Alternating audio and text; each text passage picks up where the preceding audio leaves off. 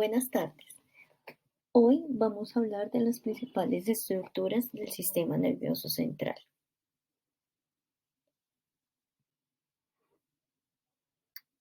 Este video está elaborado por Adrián Esteban Segura Eslava, Margarita Cáceres Correa, Isabel Cristina Vélez, Dayan Cortés Gómez.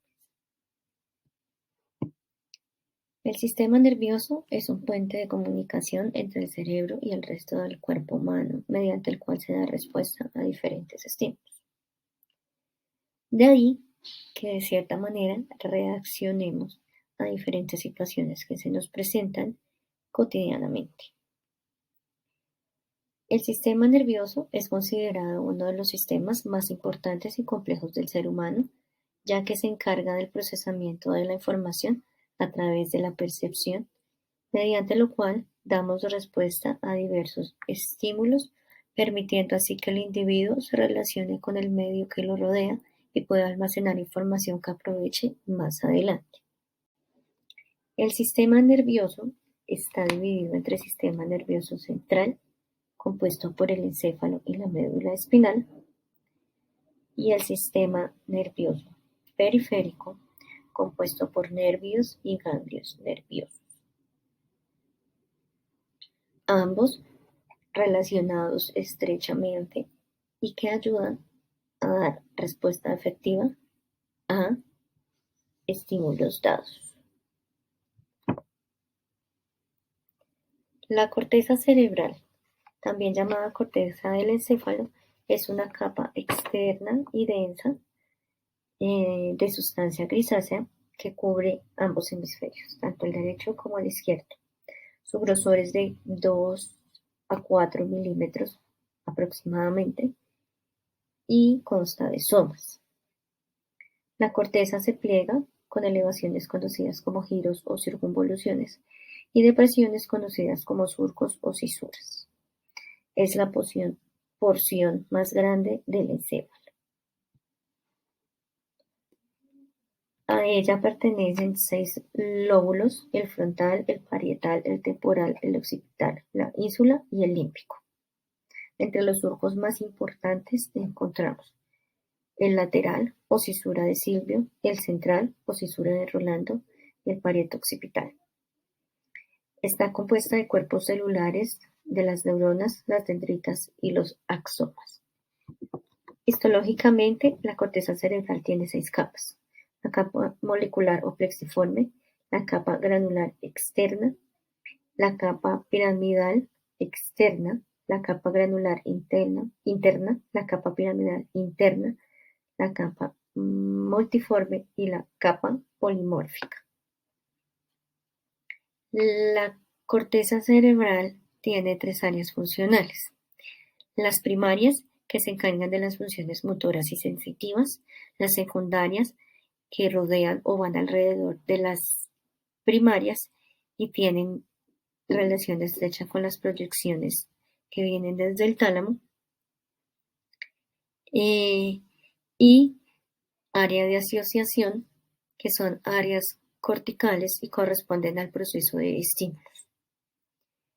Filogenéticamente, la corteza tiene 3 tipos: alocorteza, que está compuesta por la aquicorteza o la pleocorteza, relacionada con el sistema límbico; la mesocorteza, que es una corteza transicional en los giros de la ínsula singular y pariepocampal; y la neocorteza, que actualmente ocupa el 90% de la corteza humana, se encuentra en todos los lóbulos menos en el lóbulo límbico. Allí no tiene presencia. La corteza cerebral tiene diferentes funciones que ayudan al procesamiento de la información. Se encarga del procesamiento sensomotor a través de los sentidos, de la vista, el tacto, el gusto, el olfato y el oído. De allí que tenga conexión con el movimiento ocular, por ejemplo, y conexión directa y estrecha con los nervios oculares y auditivos. Eh, También tiene funcionalidad con los movimientos a voluntad, movimientos voluntarios en las diversas partes del cuerpo. También se encarga del procesamiento de información relacionado con las emociones, con la forma en que el ser humano hace el proceso endocrino a través de hormonas y envía información ayudándose del sistema nervioso para dar respuesta ante diferentes situaciones con las emociones, alegría, tristeza, enojo, rabia, miedo. También trabaja con la parte del procesamiento de pensamientos y con la parte del procesamiento del lenguaje, sea lenguaje verbal, escrito, visual, la forma que nos llega la información a nuestro cerebro. De allí que siempre estemos atentos a dar una respuesta a la situación, persona, lugar, momento que se nos pueda presentar. A continuación vamos a hablar de otras estructuras que también hacen parte del sistema nervioso central. Por tus aportes. Para continuar hablando de nuestro sistema nervioso central, vamos a continuar con la parte del tálamo. ¿Qué es el tálamo? ¿Dónde está ubicado? ¿Cuáles son algunas de sus funciones? ¿Y qué pasaría si sufriéramos un accidente o un daño? Bueno, como ustedes pueden observar en la imagen, el tálamo es una estructura subcortical muy voluminosa. Está ubicado en una parte de nuestro cerebro y actúa como un centro de relevo entre el tronco encefálico. Yo sé que muchos de ustedes se deben estar preguntando dónde está ubicado nuestro tálamo. Como ustedes pueden observar en la diapositiva a mano derecha se encuentra nuestro cerebro. Hay una forma ovalada de color verde. Este sería nuestro tálamo. El tálamo está por encima del mesencéfalo, automáticamente compuesto por 12 núcleos, 9 de los cuales están agrupados en anteriores, mediales y laterales. Adicionalmente, los 3 restantes conforman estructuras laminares. ¿Qué quiere decir esto? Que sirven como división en los 3 grupos. Funcionalmente pueden clasificarse en núcleos de relevo, núcleos intralaminares y núcleos reticulares.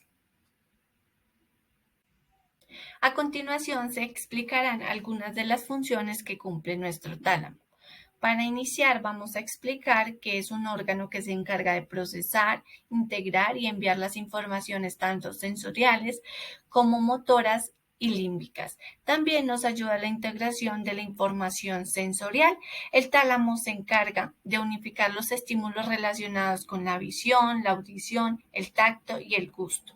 Nos ayuda también con la regulación del sueño. Otra función del tálamo es incidir a la hora de conciliar el sueño. Interviene en el mantenimiento del estado de vigilia, así como también nos ayuda al mantenimiento de la atención. Se ha descubierto que el tálamo tiene un papel muy importante en la capacidad atencional de una persona, ya que nos permite captar información que se encuentra dentro del entorno e ingresarla al sistema nervioso central para decodificarla.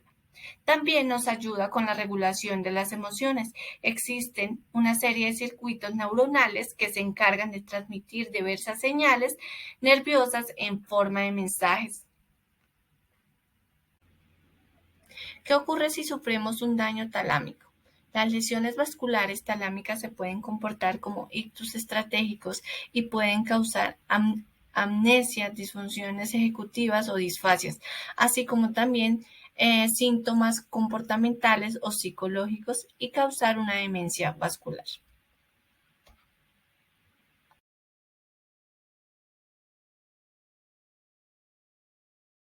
Continuando con el tema del sistema nervioso central, como último tenemos la estructura subcorticales. Las estructuras subcorticales están representadas por un conjunto de formaciones neurales de características diversas ubicadas en la profundidad del encéfalo, en las cuales se incluyen el diencéfalo, la glándula pituitaria, como más conocida como la hipófisis, estructura límbica y los ganglios basales. En la figura, la flecha nos está señalando el diencéfalo, que está en color verde. El diencéfalo es la parte más posterior del telencéfalo y se encuentra en el interior del tejido perteneciente al telencéfalo. Está conformado por el tálamo, hipotálamo, subtálamo, el hipotálamo. Cada una de estas estructuras posee roles esenciales para la supervivencia y el funcionamiento óptimo del cuerpo humano. Las estructuras subcorticales están involucradas en las actividades complejas como la memoria, las emociones, el placer y en la producción de hormonas. Actúan como centro de información del sistema nervioso, ya que relevan y modulan la información que va de camino a diferentes partes del cerebro. La hipófisis es la glándula pituitaria, actualmente pues ya la conocemos como la hipófisis, y es la continuación del hipotálamo y descansa en la fosa hipofisaria dentro de la silla turca del hueso efenoides. Es la glándula más importante del cuerpo humano, es la glándula maestra del sistema endocrino y está relacionada con el hipotálamo. Esta glándula consta de dos lóbulos activos, que son el lóbulo anterior, que conocido como adenohipófisis, produce y secreta la mayoría de las hormonas hipofisarias. Su función está controlada por las hormonas que secreta el hipotálamo. Y tenemos la del lóbulo posterior, que es neurohipófisis. Al contrario del anterior, este lóbulo no produce ninguna hormona, más bien libera las dos hormonas que produce inicialmente en los núcleos del hipotálamo.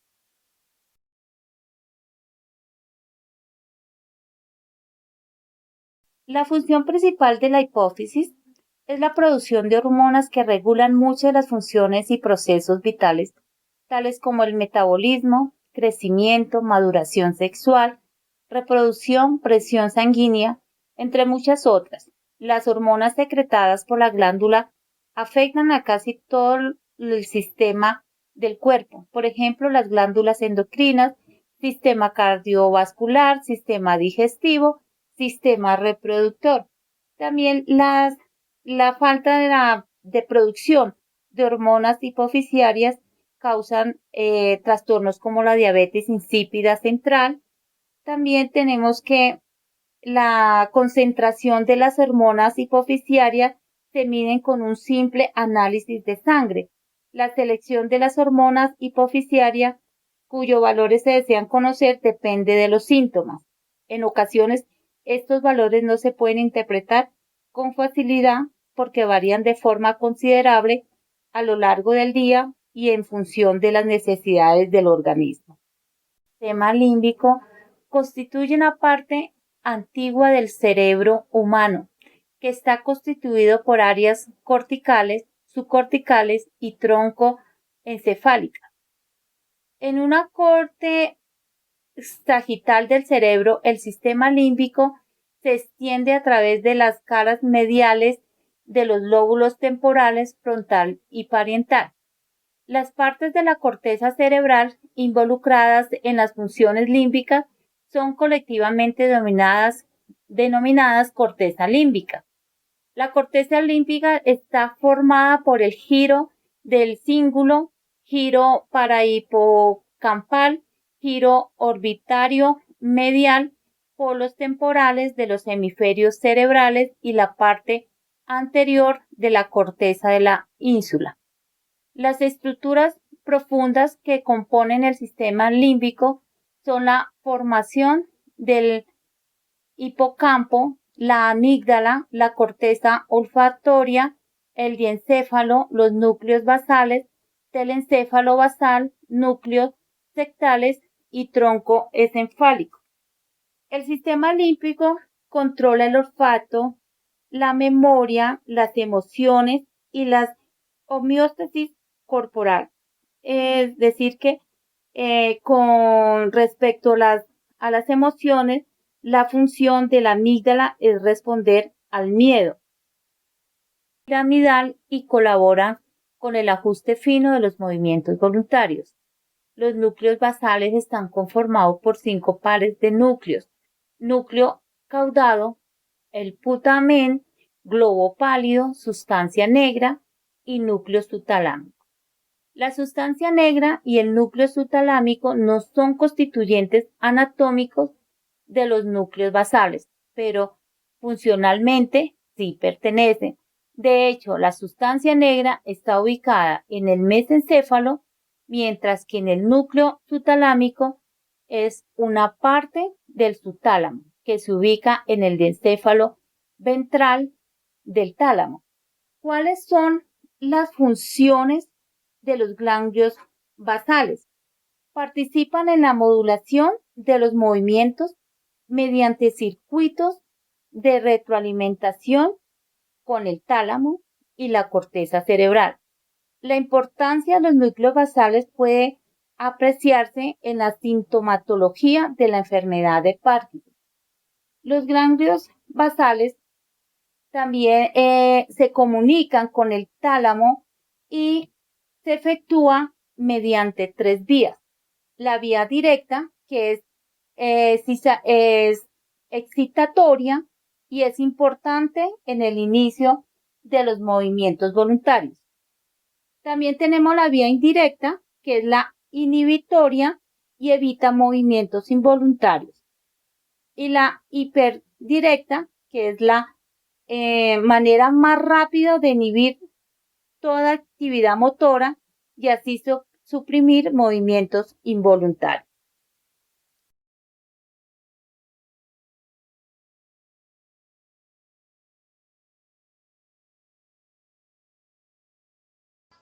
Al realizar esta aproximación teórica acerca de las principales estructuras del sistema nervioso, reconocemos que las funciones mentales superiores se relacionan con la actividad cerebral, las estructuras subcorticales y el tálamo.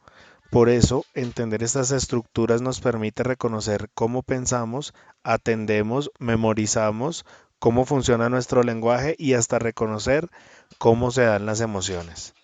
La corteza cerebral, por ejemplo, como le explicó mi compañera anteriormente, presenta una diversidad estructural, neuroquímica y funcional que permite entender que es un sistema interactivo fundamentado en múltiples interconexiones. Revisar la estructura y funciones del tálamo permiten reconocer que es una estructura que procesa toda la información sensorial y motora, por lo que se puede decir que funciona como un interconector que proyecta las aferencias a la corteza. De la misma manera comprendimos, al revisar las estructuras subcorticales que se involucran en procesos de orden superior como la memorización, el procesamiento de las emociones y la producción de hormonas, actuando como centros de información del sistema nervioso. Finalmente, este trabajo nos permitió comprender que saber cómo funcionan las estructuras cerebrales nos permitirá no solo conocer cómo funciona el cerebro y el aprendizaje desde la neurociencia, sino que también nos permite aclarar lo que sucede en diversas problemáticas relacionadas con la educación.